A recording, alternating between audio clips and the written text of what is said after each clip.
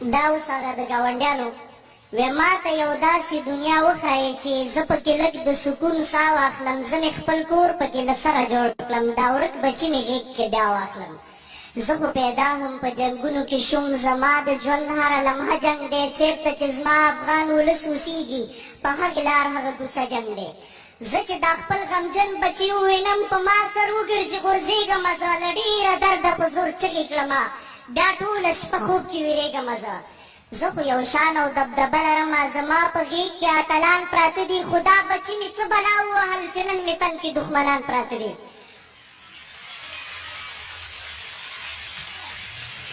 څوک مې سیندونه څوک مې غر پټوي، څوک مې د نوم او د نښان دښمن دی، څوک مې د دین او کلتور جرړې باسي، څوک د پښتو څوک د قرآن دښمن دی.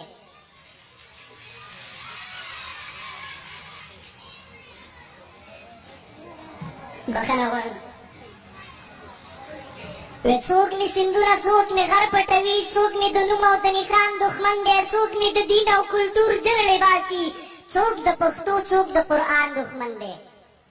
راځئ چې نن درته یو راز ووایم، په دې خبره مو لږ سر خلاص کړم چې مونږ کافر یو او که دوی کافر دي، نن به د دې خبرو ور خلاص کړم. زمونږ موټر د سړک ښۍ خواته ځي، دوی په چپ لاس لکه شیطان ګرځي، مونږ 5 وخته خدای ته سر ټیټوو، دوی تل ناولې بېلمازان ګرځي.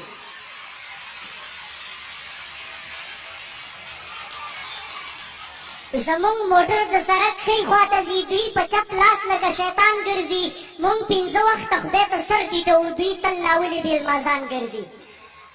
زمونږ وطن کې سود حرام دی، قطعي د دوی کل همه کاروبار د سود دی، ملا یې هم تنخوا له بینک نه اخلي، د دوی محراب د دوی مینار د سود دی. اوږدېږي بیا ډېر اوږد دی، ستاسو اجازه ده. زمونږ وطن کې سود حرام دی، قطعي د دوی کل همه کاروبار د سود دی، ملا یې هم تنخوا له بینک نه اخلي، د دوی محراب د دوی مینار د سود دی. مونږ د جمعې د ورځې نه ځو کار ته، ټول ځو جومات ته عبادت لپاره، دوی بیا د یکشنبې رخصت ورکوي، ټول ځي میدان ته د کرکټ لپاره. مننه. زمونږ نومونه عربي دي تمام، معلم طبیب رئیس وزیر ګورئ، دوی څوک د ټر او څوک د ډر نه جوړ دي ټیچ.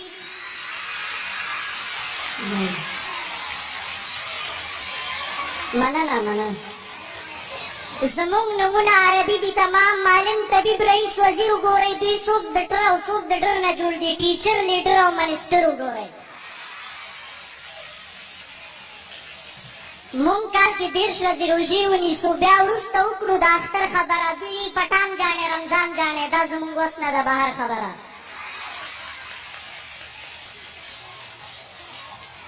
زمونږ نیکونو اسلام دوی ته وروړو، د دوی نیکونو ته یې دین وښودو، نن مونږ کافر شولو د دوی په فتوا، او دا خپل تک تور ځان یې سپین وښودو.